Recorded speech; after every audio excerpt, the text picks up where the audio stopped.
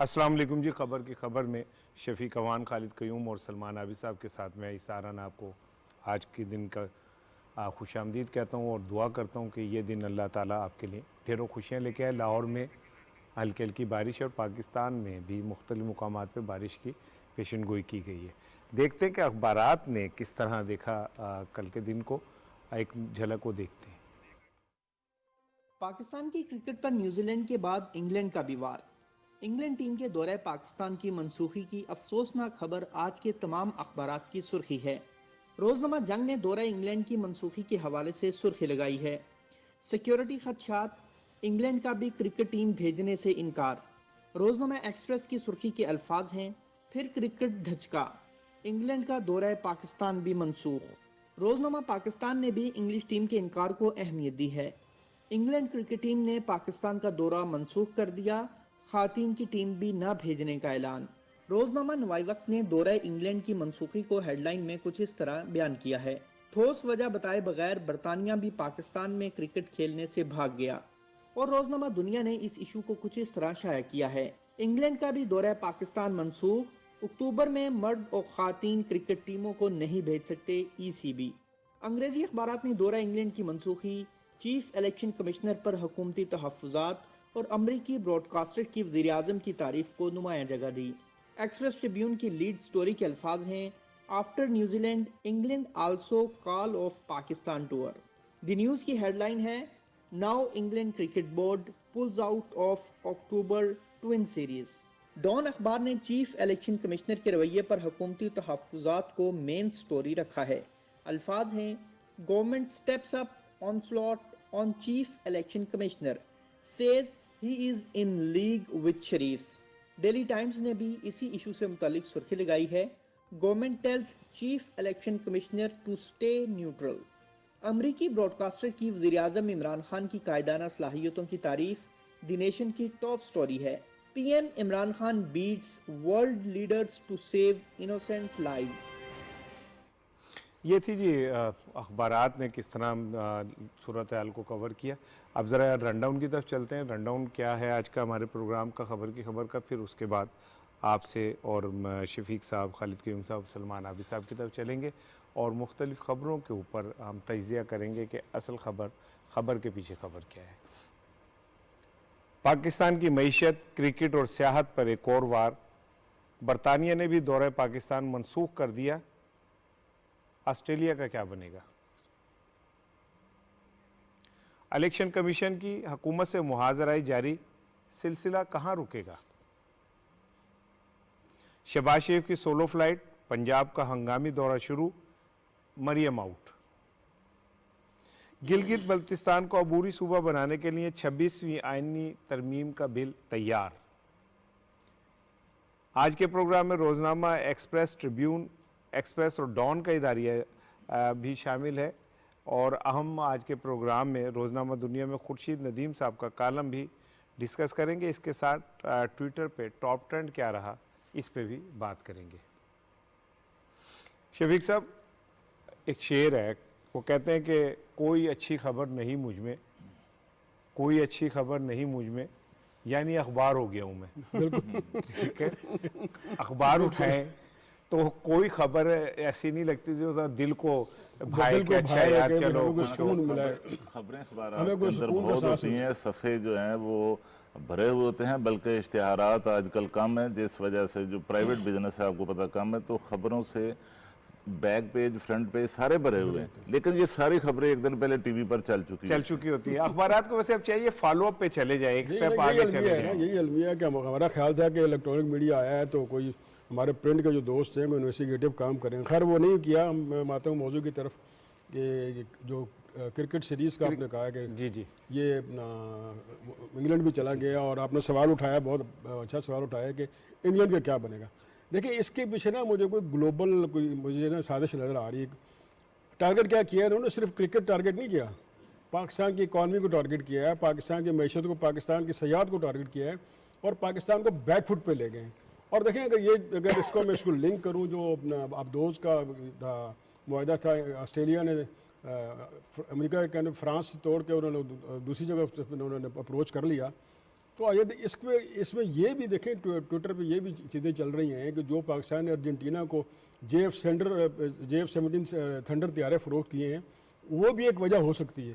क्योंकि देखें, अगर आप शेख रशीद साहब कह रहे हैं कि जितनी उनकी फ़ौज नहीं है इतनी हमने उनको सिक्योरिटी दे दी है, और हेलीकॉप्टर और फौज ऐसी फुल प्रूफ सिक्योरिटी दी है, और फिर भी हमें वो बताने को तैयार नहीं किया है।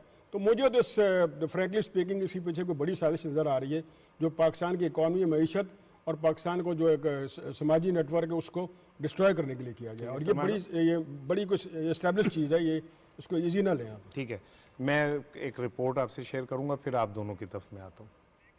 न्यूजीलैंड की जानिब से एकतरफा तौर पर दौरा मंसूख किए जाने के बाद इंग्लैंड क्रिकेट बोर्ड ने भी दौरा पाकिस्तान खत्म कर दिया। इंग्लैंड क्रिकेट बोर्ड की जानिब से पाकिस्तान का दौरा खत्म करने का बाज़ाब्ता ऐलान कर दिया गया। इंग्लिश क्रिकेट बोर्ड की जानिब से जारी बयान में कहा गया है कि हमारे खिलाड़ियों और स्पोर्ट्स स्टाफ की ज़हनी सेहत हमारी अव्वलीन तरजीह है। हमें अंदाजा है कि इस फैसले से PCB को शदीद मायूसी होगी, जिसने अपने मुल्क में इंटरनेशनल क्रिकेट की वापसी के लिए अनथक मेहनत की, जबकि PCB का गुज़िश्ता 2 माह के दौरान इंग्लिश क्रिकेट के लिए ताउन दोस्ती की वाज़ेह मिसाल है। चेयरमैन PCB रमीज राजा ने इंग्लिश क्रिकेट बोर्ड के फैसले पर मायूसी का इजहार करते हुए कहा कि इन्हें इंग्लिश क्रिकेट बोर्ड की जानिब से कमिटमेंट पूरी न करने पर अफसोस है। अपने ट्वीट में रमीज राजा का कहना था कि हमारे लिए ये वेकअप कॉल है कि हमने दुनिया की बेहतरीन टीम बनना है और हमने कोई जवाब दिए बगैर सबके खिलाफ बेहतरीन टीम बनकर खेलना है।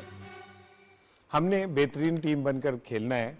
हमारे साथ इस टाइम मौजूद हैं लेजेंड हमारे और एक अजीम क्रिकेटर, एक अजीम बैट्समैन जावेद मियांदाद साहब। उनसे पूछते हैं कि ये सूरत हाल पे उनकी क्या राय है। अस्सलाम वालेकुम सर। न्यूजीलैंड के बाद अब इंग्लैंड ने भी इनकार कर दिया सर, क्या चक्कर क्या चल रही है? लेकिन नहीं, ये लोगों का तो ये है, देखें इंग्लैंड न्यूजीलैंड ये लोग तो ना एक दूसरे को है ना वो करते हैं, वॉच कर रहे होते हैं और उसके बाद है ना डिसीजन लेते हैं, क्योंकि नस्ल तो एक ही है ना। तो इन लोगों पे तो अक्सर है ना ये वो नहीं है लाइक पाकिस्तानी, ये हो कि हम तो फाइट करते हैं कि अच्छा वहाँ ऐसी चीजें वी विल कम। इससे पहले हमारी पाकिस्तान क्रिकेट टीम ने कितने दौरे किए, कहाँ किए, इंडिया में किए, जबकि श्रीलंका में किए, जबकि हम लोगों की जानों पे पड़ी हुई थी, फिर भी हम रहे। हमारे यहाँ से ऑर्डर था कि नहीं इस पे हम रुके थे, हम 3 महीने वहां पर रुके रहे, कहीं भी खेलते भी रहे सारे कुछ। तो देखिए क्रिकेट में तो एक दूसरे को हेल्प करते हैं, और जब ये जो होम सीरीज होती है और अगली सीरीज ये नहीं वन साइडेड होती है, वो आते हैं तो हम भी जाते हैं, ये चीजें होती हैं, ये इस तरीके से ना टूर बने हुए होते हैं। अच्छा सर, इंग्लैंड ने जो तोजी पेश की है वो कह रहे हैं कि जी खित्ते की सूरत हाल ठीक नहीं। दूसरी जानिब उनके खिलाड़ी जो हैं वो बेताब है IPL खेलने के लिए, यहाँ तक कि 5वां टेस्ट जो है इंग्लैंड इंडिया का वो भी कहा जाता है मुलतवी IPL की वजह से कर दिया गया। तो सर ये दौरा में क्या है? देखिए बिकॉज उनको पता है ना, वो सब देखें इंडिया जो जाते हैं वो माल के चक्कर में जाते हैं, उनका माल मिलता है, सारा कुछ मिलता है। अब उसको उधर से माल लेना और दूसरों का तकरीबन इक्वल है, वो इसलिए कि उनकी 100 करोड़ की आबादी है, वो 1 रुपए में रह सकते हैं, कभी नहीं रह सकेंगे। हम जो माशाल्लाह हमारी 16-17 करोड़ हमारे जो है, हम we are much better than this people. आप इंडिया में जाके हालत तो देखें, ये तो आपको नजर आता है। हम तो घूमे हुए, आप जब इनके दूसरे स्टेट्स में जाओ तो वहाँ बेचारे लोगों के पास खाना नहीं है, पानी नहीं है, रहने को नहीं है, झुकी नहीं है, फुटपाथ पे लाखों की तादाद में लोग सोते हैं। पाकिस्तान तो माशाल्लाह इंडिया के अगेंस्ट सुपर रहेगा, यानी कि अल्लाह ताला हमेशा रखेगा। हम तो एक तरीके से आप सोच नहीं सकते कि हम इनके ऊपर कितने हर तरह से हावी हैं। ठीक है जावेद भाई, एक है तो धचका न्यूजीलैंड के बाद इंग्लैंड ने भी कर दिया, ऑस्ट्रेलिया भी एक्सपेक्टेड है, तो अब क्या कौमी टीम को करना चाहिए, क्या करना चाहिए? वर्ल्ड कप तो सर पे आ गया है। देखिए अल्लाह मालिक है, कोई फिक्र की बात नहीं है। देखिए ये चीज तो है ना हमें लेना ही नहीं चाहिए, राइट। हम अगर इसमें चले वो नहीं आएगा, नहीं वी आर सुपीरियर। हमारे लड़कों को मैं कहूँगा यार वी आर, बस जब हमें मैच मिले बल्ले से है ना इनको है ना सिखाना है, हमारे बल्ले चलने चाहिए। बल्ले चलेंगे तो देखो ये सब के सब नीचे रहते हैं। मैं कहता हूँ ना कि आपको मैं अपने लड़कों को जो होते थे उनको कहने बैट चलाओ, जाओ मिडल में जाओ, बैट चलाओ, 100 कर दिए, सब है ना आपके घुटनों पे आ जाते हैं। आप मैच जीत जाओ, सारे के सारे दुनिया जो है ना उसको भाई। तो क्रिकेट में अब ये बताइए कि पाकिस्तान का वर्ल्ड कप में मैच है इंडिया के साथ, प्रेशर मैच है और कोई इतना अच्छा रिकॉर्ड नहीं है वर्ल्ड कप में हमारा, तो क्या करना चाहिए सर? नहीं, बिल्कुल कोई फिक्र की बात नहीं है। क्रिकेट में देखें, क्रिकेट में हार जीत होती है। सबसे पहले मैं प्लेयरों को कहता हूँ कि कभी आउट होने से, हार जाने से ये दिमाग में ना रखना। देखिए ये चीज तो एक होती ही होती है। आउट हो गया मगर 100 करके आउट हो, मतलब आपके अंदर जज्बा ऐसा होना चाहिए। क्रिकेट में हम भी तो खेलते थे, अल्हम्दुलिल्लाह 100 में से 99 टाइम कोई प्रॉब्लम नहीं हुई, क्योंकि अपने अंदर जब तक प्लेयर अपने अंदर, चाहे बॉलर हो या बैट्समैन हो, मिडल ऑर्डर हो, जो भी, अपने अंदर कॉन्फिडेंस जो है वो पैदा करना पड़ेगा। और उसके अंदर आपको नेगेटिव ये है कि ये मेरे साथ नहीं हो सकता, मुझे कोई आउट नहीं कर सकता, मैं 100 करूंगा, यानी कि आप ऑलवेज पॉजिटिव में जाओ। Doesn't matter. मैं अब पाकिस्तान इंशाल्लाह लेगा, क्योंकि पाकिस्तान को ये भी चीजें रखे कि हमारे मुल्क में नेट क्रिकेट नहीं हो रही, ये नहीं हो रही सारी, तो हम वहां जाके बताएंगे हर एक को, राइट। इनको तो ज्यादा चुभन होती है ना, जहाँ आपको तो पता ही है, हमारे नेबर को जो है ना सबसे ज्यादा मुसीबत होती है।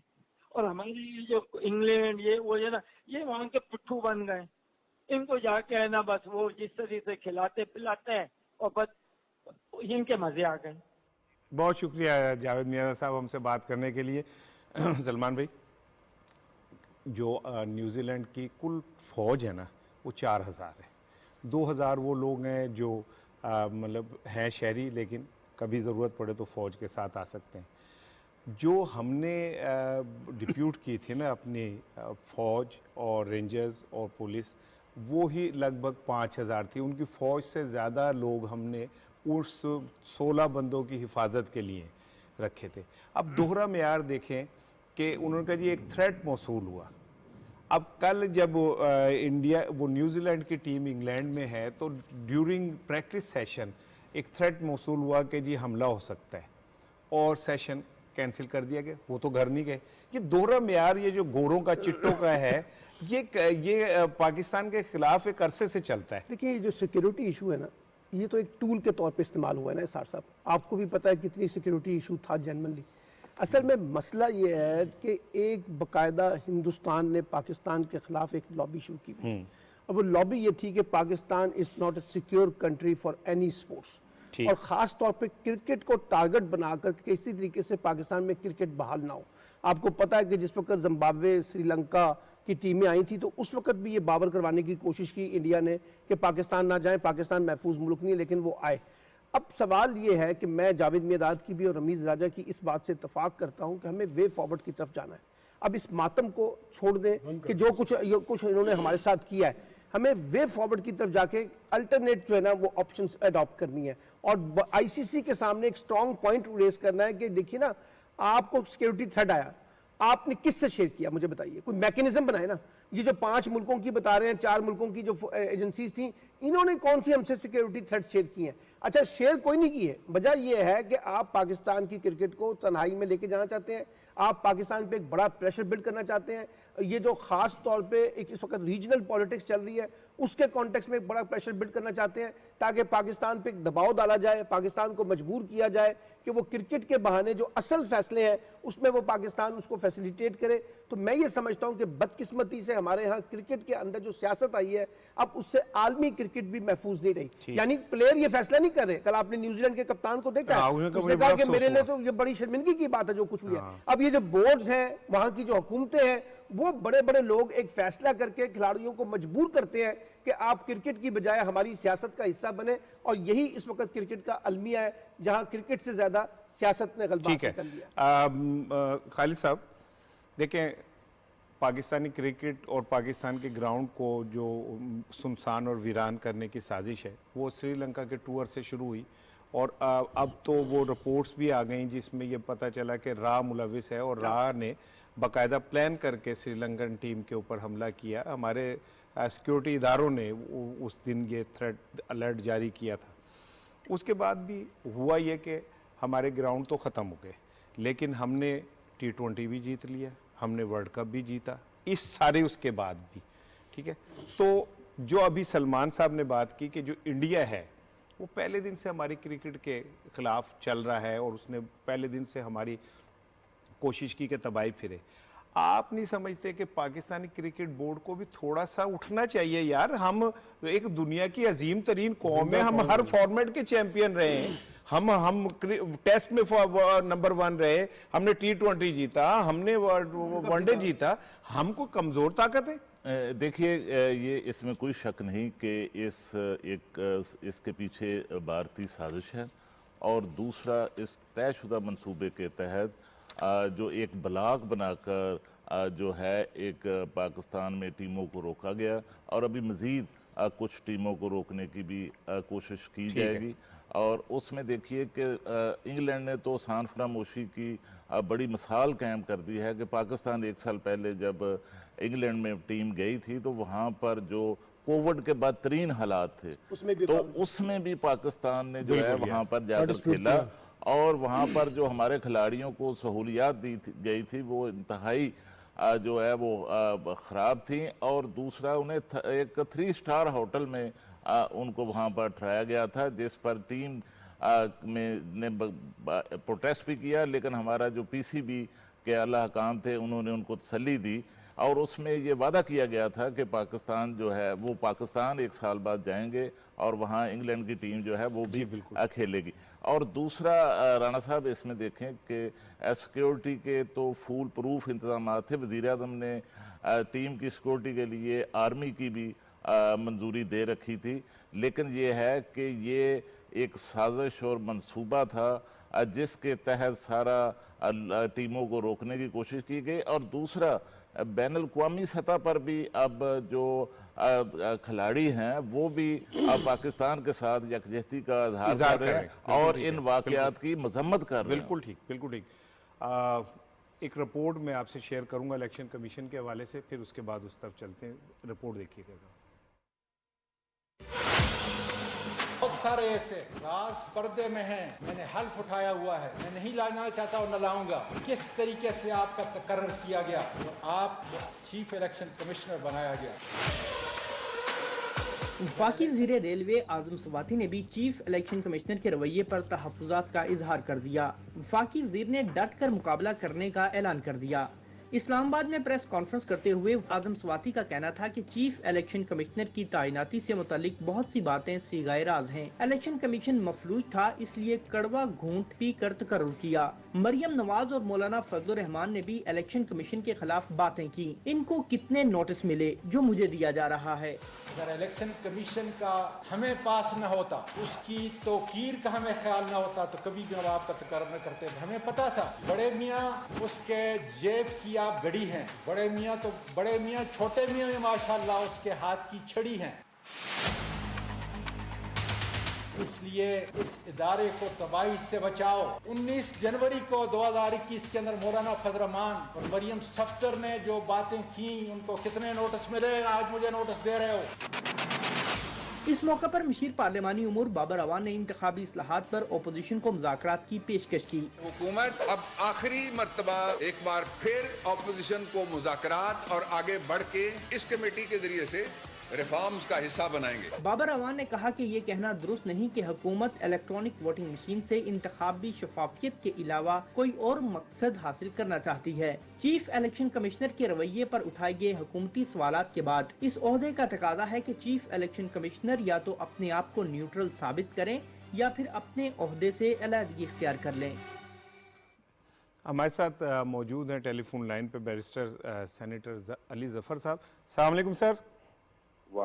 सर, आपने रिपोर्ट सुनी और ये पिछले कुछ दिनों से कंट्रोवर्सी चल रही है और वफाकी वुज़रा बराबर एक ही बात कहे जा रहे हैं कि जो चीफ इलेक्शन कमिश्नर हैं वो एक सियासी जमात का हिस्सा बन गए हैं। और बल्कि कल तो सवाती साहब ने बड़ी क्लियरली कह दिया कि जो चीफ साहब हैं वो किसी की जेब की घड़ी और किसी के हाथ की छड़ी हैं। तो इसके बाद तो अब उनको चीफ इलेक्शन कमिश्नर को अपनी जो पोजीशन है उसकी वजाहत करनी पड़ेगी। सर, पाकिस्तान की सबसे बड़ी सियासी जमात जो है वो ये इल्ज़ाम लगा रही है और आलमोस्ट तमाम जमातों ने लगाया।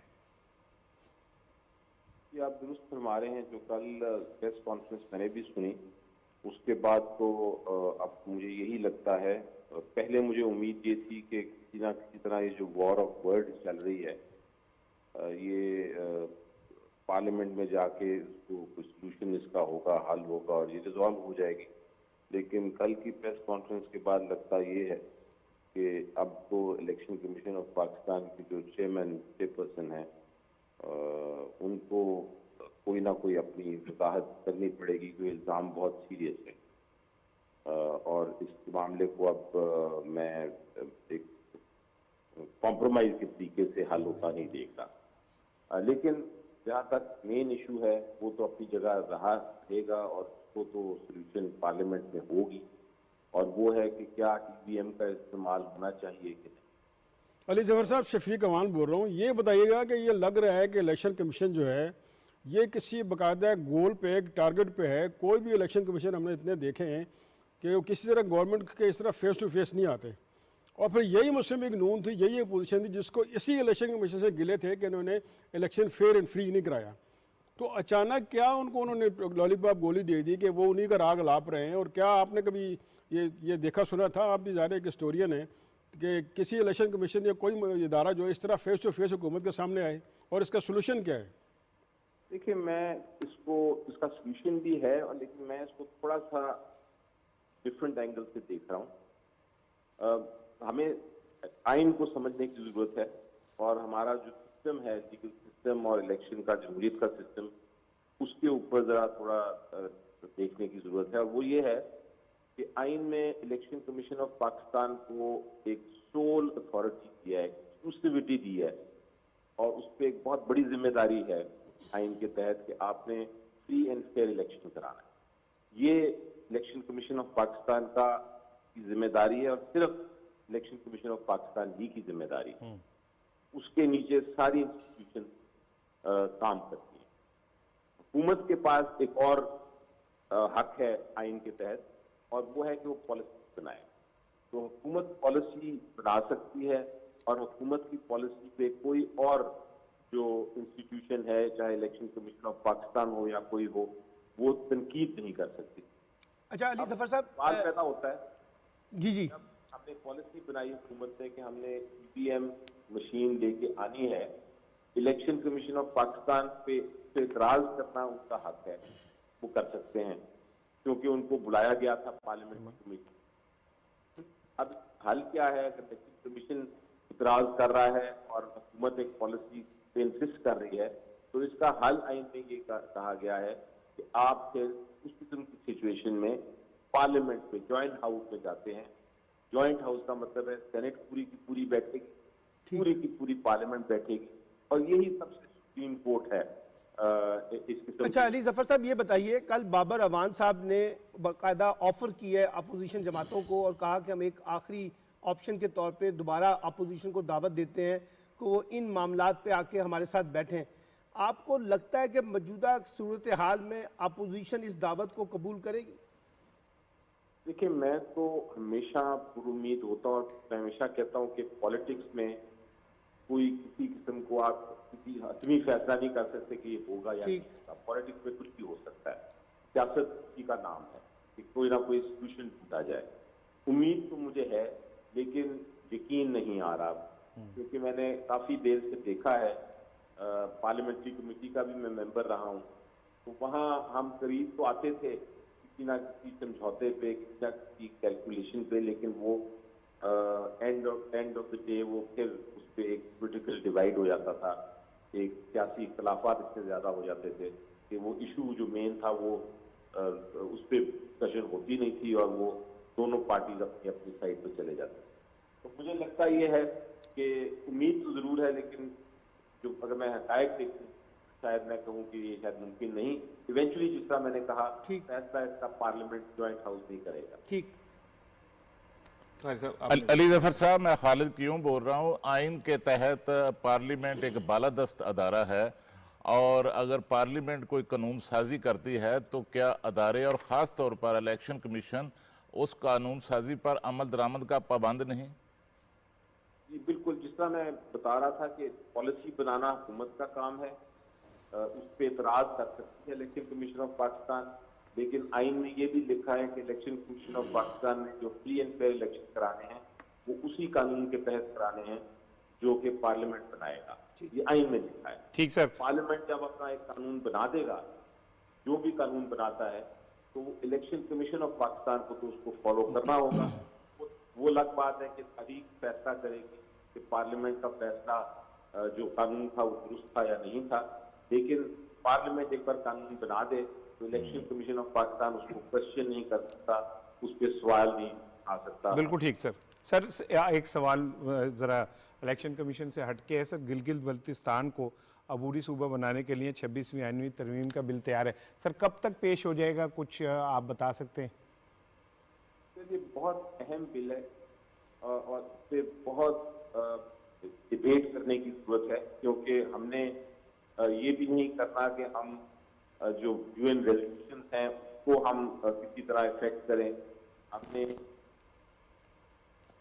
और उसके बाद बहुत जरूरी है कि ये बिल लेके भी आया जाए, क्योंकि बहुत अच्छे से गिलगित बल्तिस्तान के जो लोग हैं वो बार बार उनकी इल्तिजा है और जरूरत भी है कि वो एक बार उनका सेटल हो जाए मामला और वो पाकिस्तान का एक प्रॉपर तरीके से सूबा बन जाए।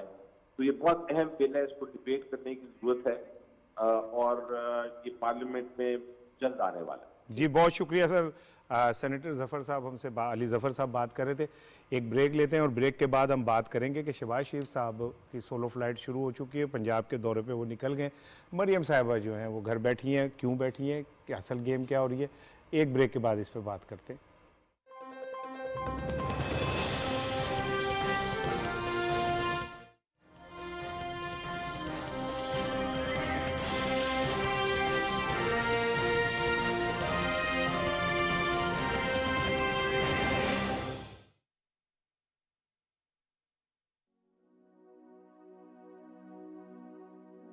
कश्मीर के ज़ाफ़रानज़ारों से उठने वाले संतूर के सुर जब महकते हैं तो वतन किसी जन्नत से कम नहीं लगता। अली रज़ा के संतूर से जो धुन निकलती है उसमें कश्मीर की आज़ादी की उमंग भी है और पाकिस्तान की सलामती की दुआ भी।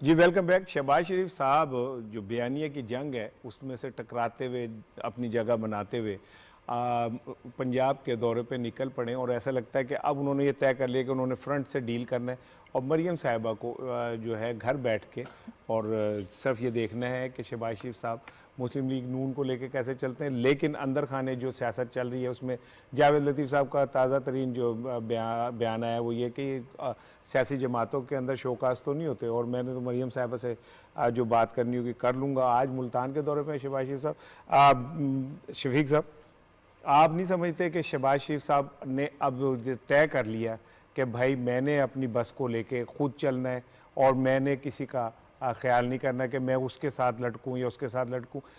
जावेद लतीफ़ जैसे हर्डल भी उन्होंने देखा जाए तो अपनी पार के साथ कुचल दिए और उन्हें मजबूर किया कि आप शोकास वसूल करें और इसका जवाब दें। देखिए, बज़ाहिर ये लग रहा है कि शहबाज शरीफ डोमिनेट कर गए हैं, लेकिन असल जो पावर वहाँ पे जो हमारे बैठे हैं ना, अपना लंदन में बैठे हैं साबिक प्राइम मिनिस्टर और उनकी बेटी मरियम नवाज़, वो सारा इशू को तमाम पावर उसके पास है। अब कल शहबाज शरीफ ने दोबारा शो का नोटिस इशू हो गया, फिर हमने कल के बुआ में बताया कि वो नहीं कर रहे थे एहसान इकबाल साहब, वो भाई से उन्होंने करके नोटिस करवाया।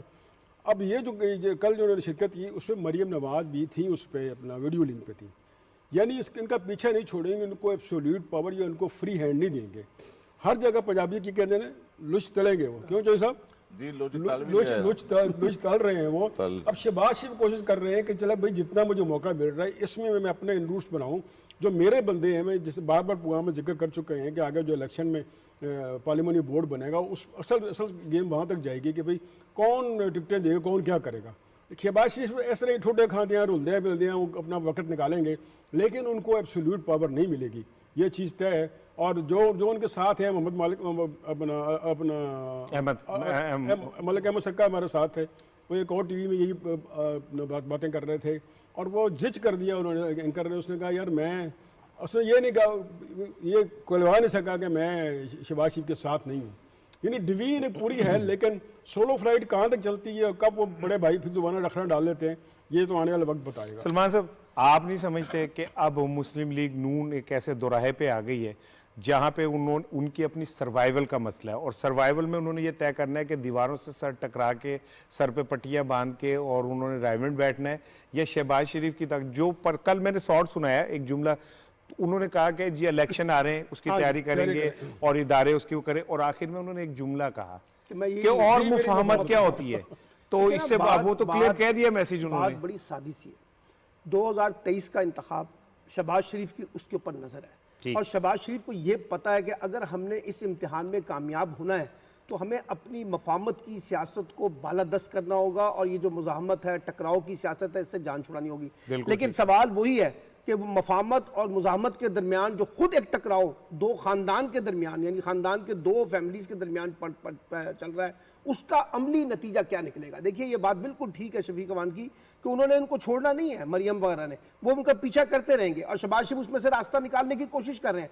शहबाज शरीफ को सिर्फ एक एडवांटेज जो बुनियादी तौर पर हासिल है कि वोट बैंक अगरचे PMLN की नवाज शरीफ साहब के पास है, लेकिन जो अरकान असम्बली की ताकत है ना, वो शहबाज शरीफ साहब को हासिल है, क्योंकि MPs MNAs चाहते हैं कि अगर हमने इलेक्शन में जाना है तो टकराव की बजाय मफाहमत की सियासत के साथ एंटर हो और ये परसेप्शन बिल्ड करें एस्टैब्लिशमेंट के साथ कि हम आपके साथ सॉफ्टली काम करना चाहते हैं, ये वो मैसेज देना चाहते हैं। अब आपने कहा ना कल जो शहबाज शरीफ साहब ने कहा और मेरी मफाहमत क्या है, मैं तो मुनसिफाना इंतखाब चाहता हूँ। अब वो मुनसिफाना इंतखाब से क्या मुराद है? मुनसिफाना इंतखाब से मुराद है भाई हमें भी हिस्सा दे दें इक्तिदार के अंदर, हम भी खड़े हैं राहों में, अगर आप हमें हिस्सा दे देंगे तो वो सिलेक्शन को हम मफाहमत भी समझ लेंगे, उसको एक शफाफ इलेक्शन भी मान लेंगे। तो सारी लड़ाई 2023 के इलेक्शन में शहबाज शरीफ की है कि हमें पॉलिटिकल हिस्सा जो है ना वो दिया जाए। जैसे आपने सिंध में पीपल्स पार्टी को एक सूबा मिला हुआ है, इसी तरीके से एक सूबा अगर हमें मिल जाए तो हम भी इस नौकरी पर काम करने के लिए तैयार हैं। एक तो आप अंदर की कोई बात हमें ज़रूर बताइएगा। दूसरी चीज़ ये कि जो सलमान ने कहा कि हमें भी हिस्सा मिल जाए, ये लोग अगर इन्होंने हिस्से ही मांगने हैं और इन लोगों ने कहना कि हमें भी बीच में से कुछ मिल जाए, तो पाकिस्तान का पॉलिटिकल सिस्टम, पाकिस्तान का इलेक्शन, अवाम का वोट, जमहूरियत और जो नॉर्म्स हैं, अखलाकियात हैं, वो कहाँ स्टैंड करती है? अच्छा देखिए, कल जो इजलास हुआ है गुजरांवाला डिवीज़न का मुस्लिम लीग नून का, उसमें बड़ी एक पेशरफ्त हुई है कि जो शफाफ इलेक्शन का रास्ता शहबाज शरीफ साहब मांग रहे हैं कल पहली दफ़ा नवाज शरीफ साहब ने भी ये रास्ता मांगा है। अच्छा। हाँ, और इसमें जो सूबाई सदर हैं उनके राणा सनाउल्लाह, उन्होंने इजलास में तो इस हद तक कह दिया कि हमें शफाफ इलेक्शन के लिए इस रास्ते के लिए किसी से भी मुज़ाकरात करने पड़े, ख्वाह एस्टेब्लिशमेंट से भी करने पड़े, तो हम उसके लिए भी तैयार हैं। लेकिन इसके बावजूद जो दोनों बयानिए हैं मज़ामत के और मफामत के, उनकी जंग ख़त्म नहीं हुई। और अगर शहबाज शरीफ साहब ने असर्ट किया है, उनका ग्रुप ताकतवर बज़ाहिर नज़र आया है, लेकिन दूसरे ग्रुप ने भी अपना काम छोड़ा नहीं।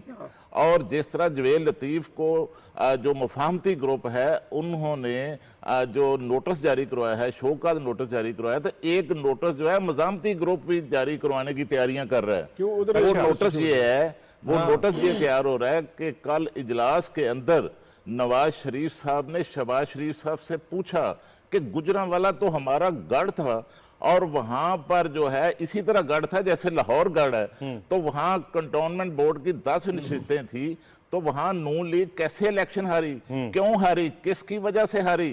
तो शहबाज शरीफ साहब ने कहा कि मैं उसकी इंक्वायरी कर रहा हूं। तो वहां इलेक्शन हारने की बड़ी वजह जो है वो शहबाज शरीफ साहब के जो करीबी दस्ते रास्त हैं अताउल्लाह तारड़, उनके बाई जो हैं इस हलके से एमपीए हैं, और वहां जो टिकटें हैं 10 की 10 वो उनके भाई की तरफ से तकसीम की गई थी, और उसका जिम्मेदार जो है अताउल्लाह तारड़ के भाई को करार दिया जा रहा है। और चंद रोज तक लग रहा है कि उनको भी शो का नोटिस जारी हो जाए। बिल्कुल। एक बात मैं ऐड करना चाहूंगा कि नवाज शरीफ की जो रिपोर्ट पेश की गई थी ना, जो कुछ चल रहा है वो मुफातिम फार्मूले पे नहीं आ रहा है। उन्हें कहा गया था कि जो जिस रास्ते पे आप चल पड़े 2023 में इलेक्शन में मुस्लिम लीग किसी चीज़ की उम्मीद ना रखे, और यही पूरी सब पार्टी ने कहा कि आप इसको शहबाज शरीफ को इजाज़त दें कि वो अपनी गेम करें, वो पॉलिटिक्स आगे करें, ताकि 2023 में मेरे को हिस्सा मिल सके। एक ग्रुप था कहता है कि नहीं मिलता ना मिले, लेकिन फिर ये हुआ कि अगर 2023 में भी हिस्सा नहीं मिला तो सीधे रुल जाएंगे, इसलिए शहबाज शरीफ थोड़े एक्टिव। वैसे रूल तो वो गए हैं ऑलमोस्ट, नहीं आई ना, 2023 में सलमान साहब देखिए ये पूरी दुनिया में जो जमहूरियत है वो कायम होती है इलेक्शन से। अब जो कुव्वतें इलेक्शन से बाला अपने रास्ते तलाश कर रही होती हैं और ख़ुद को जमहूरियत के चैम्पियन भी कह रहे होते हैं, एक तरफ वो गाली भी दे रहे होते हैं और एक तरफ पैर भी पकड़ रहे होते हैं। सुबह वो मीडिया के सामने बढ़के मार रहे होते हैं, रात को वो जाके पैर पकड़ रहे होते हैं।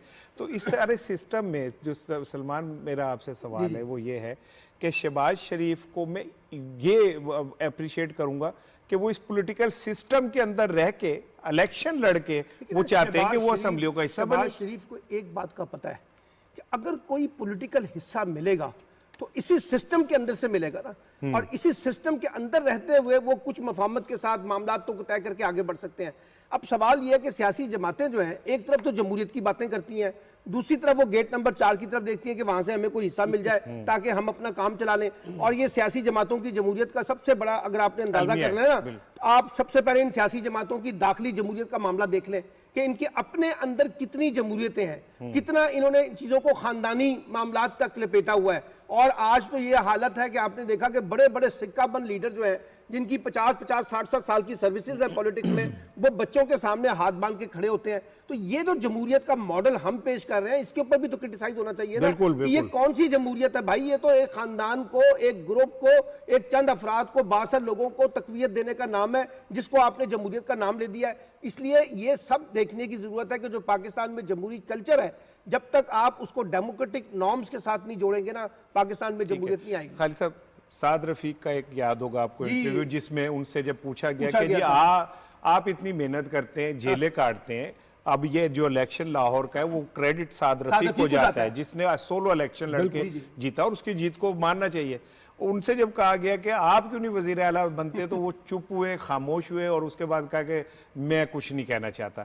तो ये जो सियासी जमातें फ्रेंचाइज हुकूमत की तरह चलती हैं और अपने गुलामों को ओहदे दिए जाते हैं, अपने गुलामों को आगे बढ़ाया जाए, भाई वजीर आजम है, भाई छोटा भाई वजीर आला है, एक भाई जो है वो है, बेटा जो है वो है, बेटी वो है, ये खानदानी निज़ाम जो है ये क्या इसी को जमहूरियत कहते हैं? देखिए, साद रफीक साहब की आपने बात की, तो जब साद रफीक साहब रिहा होकर आए जेल से तो हम उनको मिलने के लिए गए और रिहाई पर हमने मुबारकबाद दी उनको। तो वो हम 2-3 जर्नलिस्ट थे, तो हमें अलग एक कमरे में ले गए, तो वहाँ नून लीग का कोई और बंदा नहीं था, तो कहने लगे बड़ी गलती हो गई, अच्छा, जेल जाकर बड़ा नुकसान कर लिया, अब नहीं जाना।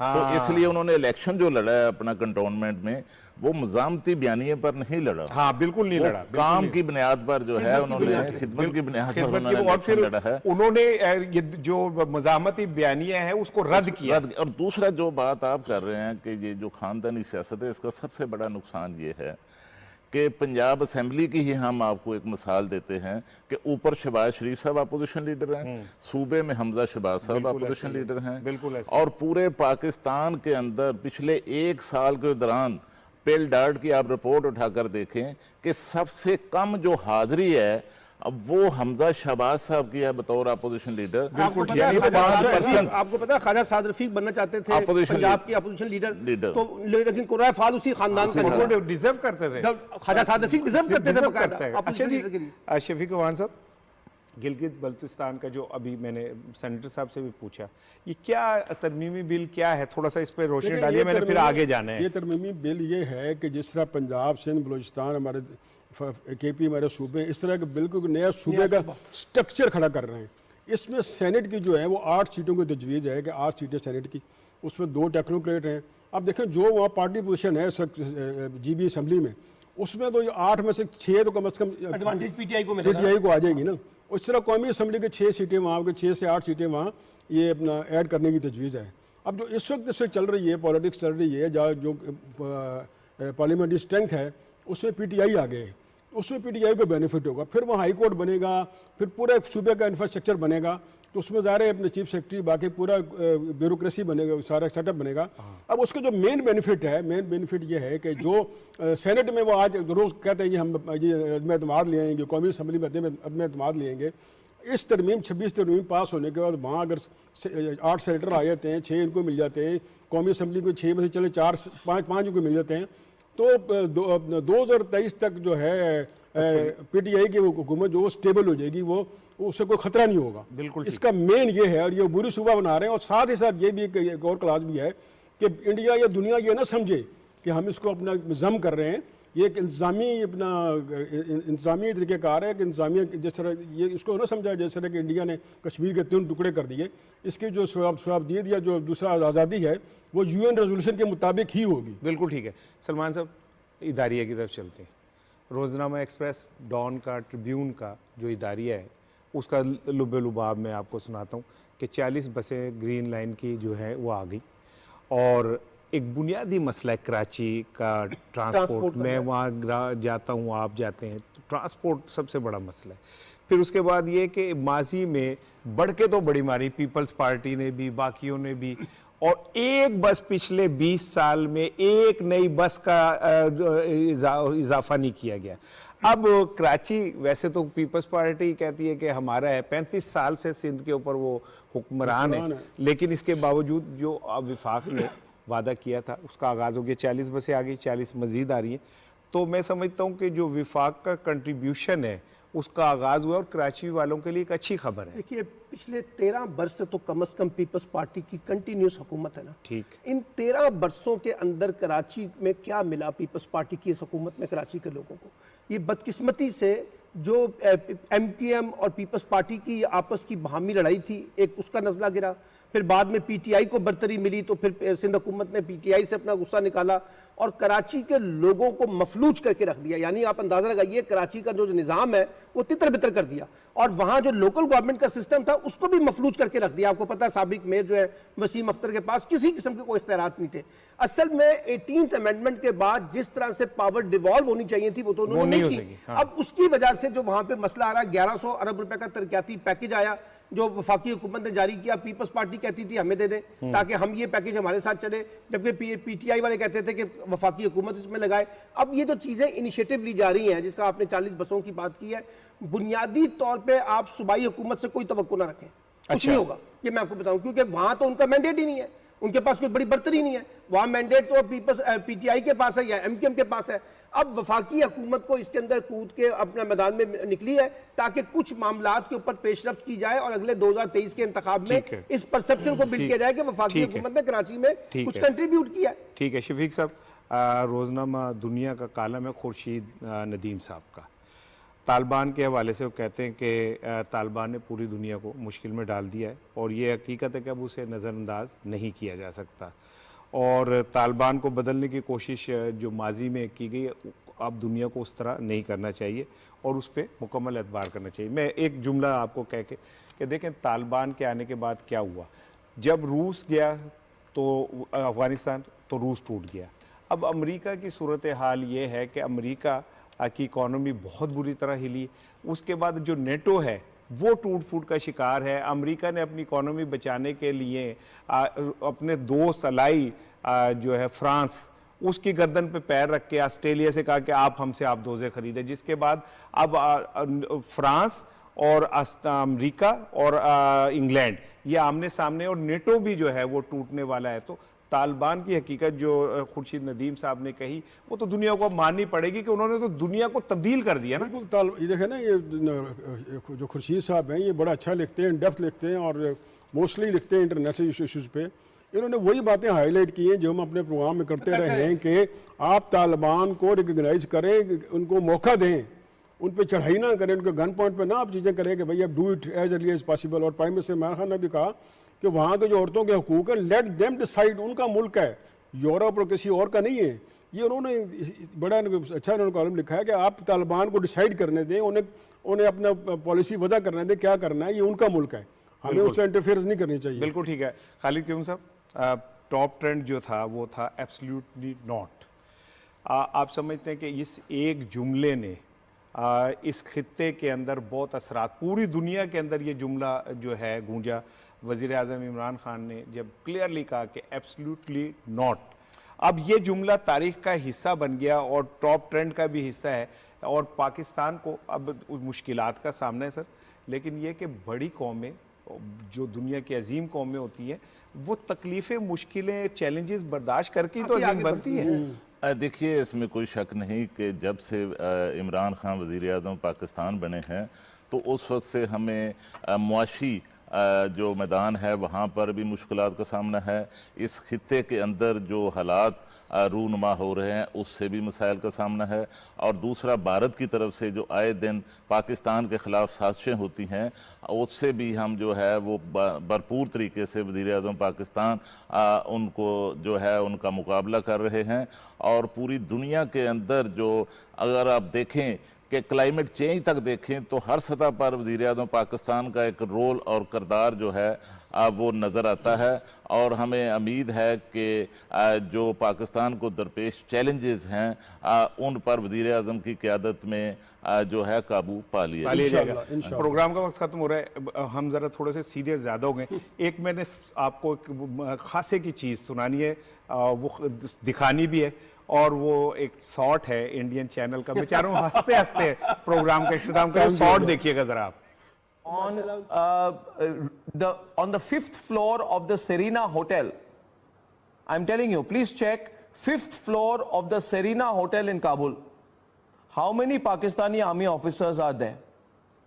I'm giving you want to know more details? Should I tell you which room? Or is this enough? 5th floor of the Serena Hotel in Kabul, how many Pakistani officers are there? Okay. I can also maybe tell you what they ordered for dinner, so don't question my intelligence sources. Last night when I challenged your sources, and then in a counter reply you said that on the Serena, 5th floor of the Serena, there is ISI guys who are staying over there on the 5th floor of the. आपने कहा था ना 5th floor का. And then when I checked, when I get to know from my sources, Serena has only 2 floors. There is no 3rd floor, no 4th floor, no 5th. भाई भली है। मैं तो समझता था कि दुनिया में जो जाहिल हैं वो कहीं छुपे होते हैं, वो मुझे तो पता चला कि इंडिया की स्क्रीन के ऊपर बैठे मीडिया पे। आज ये राणा साहब उसी तरह का मजाक है जिस तरह वादी पंजशेर के बारे में। जी ये उसी कॉन्टेक्स्ट में आज के प्रोग्राम का वक्त खत्म हो रहा है सर। आज जो है 21 सितंबर है और आज के दिन और रात दोनों का दौरानिया जो है वो एक हो गया है। अल्लाह करे कि पाकिस्तान के अंदर जो तबकात का दौरानिया है वो भी ख़त्म हो जाए और हम सब एक सफ में खड़े होकर पाकिस्तान को आगे लेके बढ़ें। गरीब अमीर होना कोई अलहदा चीज़ है, लेकिन इज़्ज़त नफ्स सबकी बहाल रहनी चाहिए। मेरा ख्याल है इमरान खान इसी पे बात करें, क्योंकि अमरीकी सहाफ़ी ने यह कहा है कि मैंने इनखला के हवाले से पूरी दुनिया के रहनुमाओं से बात की, सिर्फ एक बंदा था जो इंसानियत की बात कर रहा था, उसका नाम इमरान खान था। कल मुलाकात होगी इंशाल्लाह।